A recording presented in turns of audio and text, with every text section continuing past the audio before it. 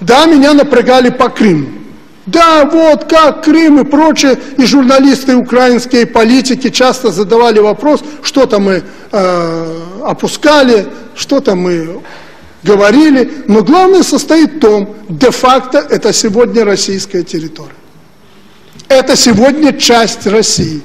И последний аргумент, я им сказал уже так по-мужски. Если бы вы считали, что это ваша территория, вы бы за нее сражались. Вот я вам должен абсолютно честно, как главнокомандующий вооруженными силами, вот они сидят, мы с ними первыми пойдем, если вдруг, не дай Бог, что случится.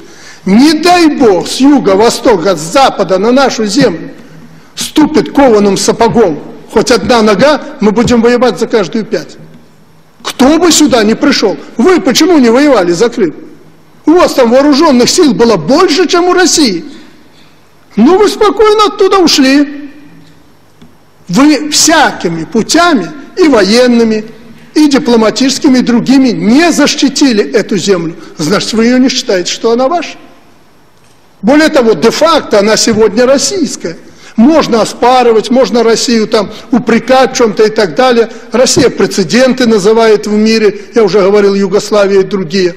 Можно ее упрекать, но де-факто это российское. Де-юре нет, потому что нет никаких соглашений, нет международного признания этого и так далее. Вы знаете, что такое де-юре, что такое де-факто. Это нет, и как я могу де-юре об этом говорить?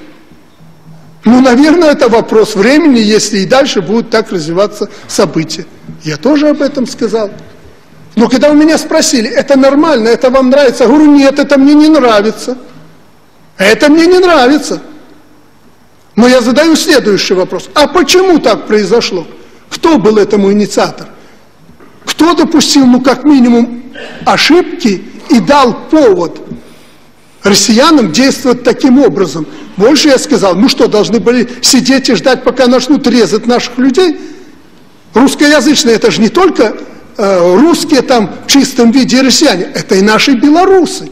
И, собственно, украинцы, которые там живут, они тоже русскоязычные, на русском языке разговаривают. Из где-то 1,5 миллиона, ну 1 700 000 или 2 там, никто не знает точно сколько в Крыму человек. Там 70% такого населения.